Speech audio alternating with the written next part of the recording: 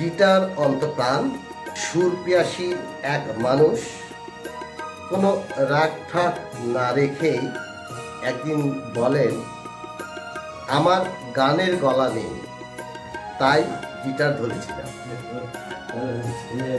কথা ছিল পরিবারের আর অন্য ভাইয়ের মতো আমি সঙ্গীত শিল্পী হব, যেমন বড় ভাই ডক্টর সরওয়ার জাহান বিশিষ্ট রবীন্দ্রসঙ্গীত শিল্পী এবং রাজশাহী বিশ্ববিদ্যালয়ে তিনি অধ্যাপক ছিলেন।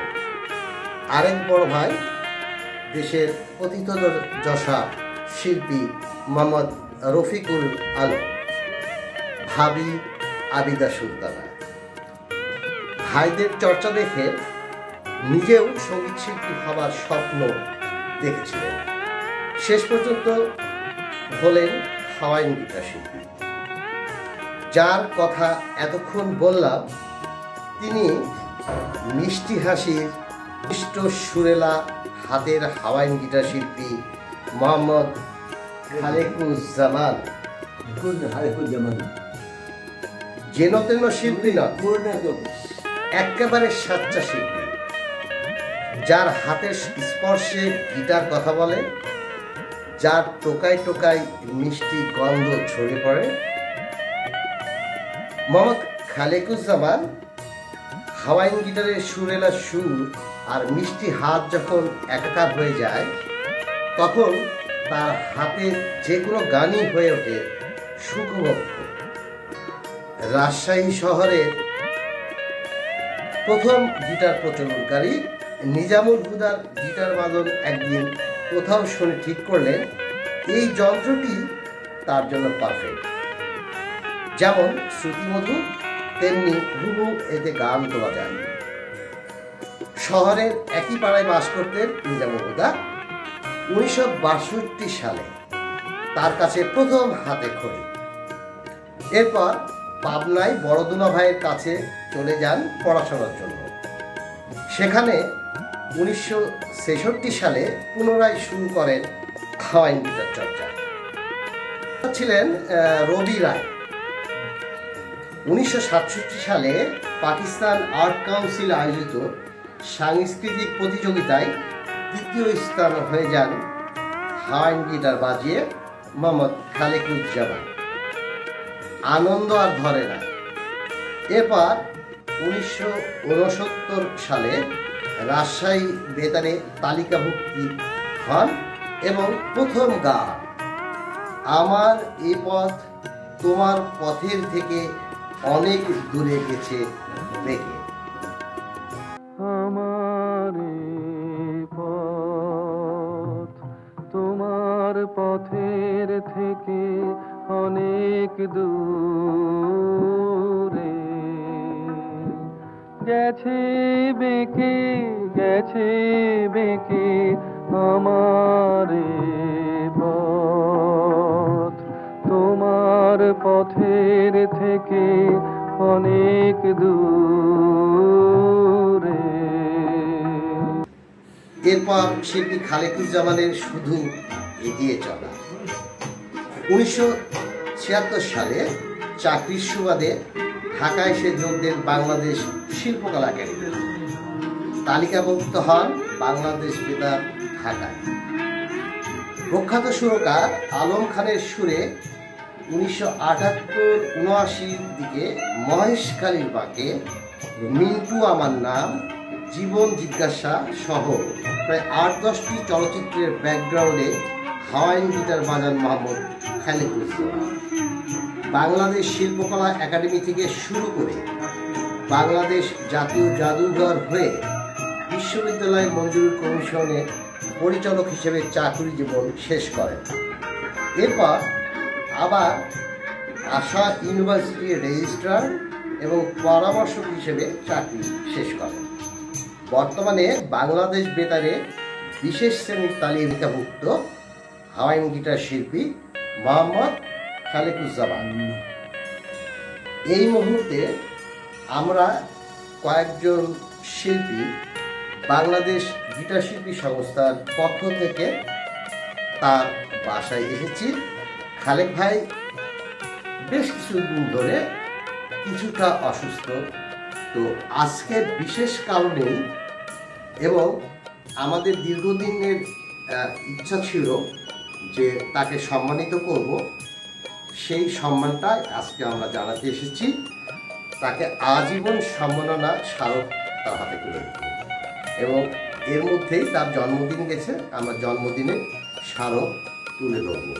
নাহার আপার মাধ্যমে আমি এখন অনুরোধ জানাবো যে মোহাম্মদ খালিকুজ্জামান শিল্পী খয়েন বিদায় তার হাতে সম্মাননা স্মারক আজীবন সম্মাননা বাংলাদেশের পক্ষ থেকে তুলে দেওয়ার জন্য একটু কাছে নেবেন।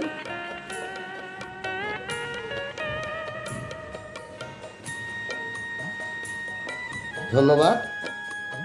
এবার আনোয়ার ভাইকে বলবো যে জন্মদিনের একটি স্মারক খালেক ভাইয়ের হাতে তুলে দেওয়ার জন্য। খালেক ভাই, আপনার জন্মদিনের শুভেচ্ছা। থ্যাংক ইউ, ধন্যবাদ তোমাকে। কেমন হয়েছে? ভালো হয়েছে? ধন্যবাদ। আপনারা খালেক ভাইয়ের গায়ে যেটা দেখছেন সেটাও একটি স্মারক সম্মাননা আমরা আজকে তাকে পরিয়ে দিয়েছি। আপনার পছন্দ হয়েছে?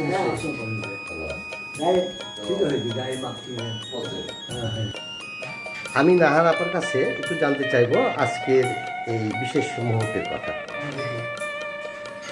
একসময় সারা জাগানো, আলোড়ন জাগানো হাওয়াই গিটার শিল্পী, আমাদের বাংলাদেশ হাওয়াই গিটার শিল্পী সংস্থার উনিও এক সদস্য, এবং তাকে আমরা আজীবন সম্মাননা জানাতে পেরে আমরা নিজেরা ভীষণ আনন্দিত এবং আমরা সম্মানিত বোধ করছি। এবং আমাদের এই আজকে রাজনৈতিক পরিস্থিতির কারণে আমরা বড় পরিসরে করতে না পারার জন্য আমরা আন্তরিকভাবে দুঃখিত, কিন্তু তারপরে আমরা এটা অনেক দিন যাবৎ করে রেখেছি। এই আয়োজনটা করার জন্য আমরা অল্প সংখ্যক সদস্যরা মিলেই ওনার কাছে আসলাম, কারণ উনি খুবই অসুস্থ, উনি বাইরে যাওয়ার মতন ওনার শারীরিক অবস্থা নেই, যার জন্য তাকে আমরা জন্মদিনের শুভেচ্ছা স্বরূপ একটা স্মারক মগ এবং তাকে আমরা আজীবন সম্মাননার ক্রেস্ট দিয়ে সম্মানিত করে আমরা মানে আমাদের যেন এটা বিরাট ভুল দায়িত্ব ছিল, যেটা আমাদের অনেক দেরি হয়ে গেছে, আরও আগে করা উচিত ছিল, তারপরে যে আমরা করতে পেরেছি এবং এটা শিমুলের জন্যই বোধহয় সম্ভব হয়েছে। সেই এগুলো আমাদেরকে একত্রিত করে আজকের এই পরিস্থিতির মধ্যেও আমরা এসছি, কেননা উনি আমাদের একজন ভালোবাসার মানুষ, উনি একজন আমাদের বাংলাদেশ হাওয়াই গিটার শিল্পী সংস্থার একজন স্বনামধন্য এদেশের একজন গুণী শিল্পী, যার জন্য তাকে আজীবন সম্মাননা করা আমাদের জন্য আমাদের দায়িত্ব ছিল। এটা আমরা করতে পেরে আমরা আজকে আনন্দিত। ঠিক নাহারাপার মতোই আমি বলতে চাই যে কথাটি ছুটে গেছে যে বাংলাদেশ গিটার শিল্পী সংস্থা 26 বছরে পড়েছে। এই সংগঠন প্রতিষ্ঠার শুরু থেকেই খালেক ভাইয়ের বিশেষ অবদান আছে এবং যত প্রোগ্রাম এই যাবৎকালের স্মরণকালের যত প্রোগ্রাম হয়েছে সব খালেক ভাইয়ের তত্ত্বাবধানে এবং তার অধীনে থেকেই আমরা কাজ করেছি। আজকে যে ক্রেস্টটি আমরা দিতে যাচ্ছি সেটিও তার কাছ থেকেই এই ধরনের সৃষ্টিশীল কাজ আমার শেখা। এবার আমি একটু আনোয়ার ভাইয়ের কাছে যাই। আনোয়ার ভাই, আপনি খালেক ভাইকে দীর্ঘদিন ধরে চেনেন, জানেন, আপনার কি মনে হচ্ছে এই মুহূর্তে? খালেক স্যারকে দেখে খুব ভালো লাগছে। আমি সবসময় স্যার এই জন্যই বলি, স্যারের সাথে প্রথম দেখা 1986 সালে। উনি প্রথমে আমার আন্তঃবাফা গিটার প্রতিযোগিতার উনি বিচারক ছিলেন। তারপর বাফা 90-তে যখন আমি সার্টিফিকেট পেয়েছি তখন তিনি পরীক্ষক ছিলেন। তারপর বিভিন্ন অনুষ্ঠানে ওনার সাথে গিটার বাজিয়েছি এবং ওনার সদা হাস্য কৌতুকময় কথাগুলি আমাদেরকে অনুপ্রাণিত করত এবং ওনার যেই হাতের টোকা, মিষ্টি টোকা, এটা অভিভূত হয়ে ওনার মুগ্ধতায় ওনার গিটার শুনতাম এবং আজকে ওনার সাথে দেখা করতে পেরে আমি ভাগ্যবান মনে করছি। ওনার আরও গিটার শোনার আগ্রহ প্রকাশ করছি এবং আশা করছি উনি আরও গিটার বাজাবেন এবং ভালো ভালো গান শোনাবেন। আমাদের অত্যন্ত প্রিয় খালেক ভাই। খালেক ভাই প্রতিদিন তার পরিচিত সকলকে সকাল থেকে রাত অবধি, মধ্যরাত অবধি অন্তত 10 বার করে ফোন দিত। হঠাৎ একদিন বেশ কয়েকদিন ধরে ফোন পাই না। তো আমার স্ত্রী রানী রহমান সে বলল যে খালেক ভাই তো ফোন করে না, আসে না, ঘটনা তো একটু খোঁজ নেওয়া দরকার। এরপরে আমারও মাথায় খবর পড়লো যে খালেক ভাই আসলে ফোন দেয় না। অনেক সময় এমনও হয়েছে যে আমি তারপরে আমি ব্যস্ত আছি, খালেক ভাই ফোন দিয়ে যাচ্ছে, আমি কেটে দিচ্ছি। তো খালেক ভাইটা যেহেতু দৃষ্টান্তটা বুঝতে পারতেন না, তো উনি আমার ফোন দিতেন। তো আমি ফোন দিয়ে জানলাম যে খালেক ভাই কিছুটা অসুস্থ। তো তার আগে আমি বারবার একটা কথা বলি, খালেক ভাইয়ের উপর লিখেছিলাম যে খালেক ভাই আসলে শুরুতে টিনিটাস রোগে, আমি বলি টিনিটাস রোগ হচ্ছে এটা মানুষ মরে না এই রোগে, কিন্তু মানুষের জীবনকে পিছিয়ে দেয়। তো সেই খালেক ভাই আজকে অনেকটাই ক্লান্তি বোধ করছেন, বেশ অসুস্থ। তো আমি খালেক ভাই দীর্ঘায়ু কামনা করছি, আমি তার সুস্থতা কামনা করছি। এবং আমি কয়েকদিন আগে একটা গিটার খালেক ভাইয়ের ভিডিও দিয়েছি, সেখানে আপনারা দেখেছেন যে উনি কত চাঞ্চল্য ছিল। ওনার বাজনাতে এত চাঞ্চল্য যে ওনার বডি ল্যাঙ্গুয়েজ, শ্রোতাদের সঙ্গে আই কন্ট্যাক্ট, ওনার এক্সপ্রেশন, ওনার হাসি এবং ওনার যে চুল, আজকে যে কেসটা যে ছবিটা দেখছেন, ওনার সেই ঝাঁকড়া চুলের দুলুনিটাকে আমি বলি, এটা শ্রোতারা মোহিত হয়ে দেখে। খালেক ভাই দীর্ঘ জীবন কামনা করছি। এরপরে খালেক ভাইয়ের একটু কথা একটু যদি শুনতে চাই, আমি বলবো। হ্যাঁ, কি বলো। খালেক ভাই, আজকে তো আপনি বাংলাদেশ গিটার শিল্পী সংস্থা, যেটা আপনার হাতে গড়া, আপনি এই সংগঠনের সঙ্গে আজকে 26 বছর, এখনও আপনি ভাইস প্রেসিডেন্ট, তো সিনিয়র ভাইস প্রেসিডেন্ট। তো আপনি আজীবন সম্মাননা পেলেন এই সংগঠন থেকে, আপনাকে কেমন লাগছে? আমি অসংখ্য খুশি হয়েছি, আনন্দিত হয়েছি। আচ্ছা, তা আপনাকে কি খুব ভালো লাগছে? আপনাকে ধন্যবাদ, তোমাদের সকলকে ধন্যবাদ দিচ্ছি আমি।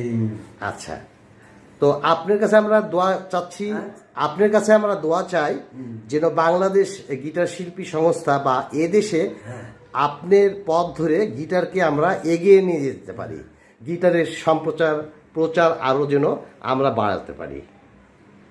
সকলকে ধন্যবাদ, ভালো থাকবেন।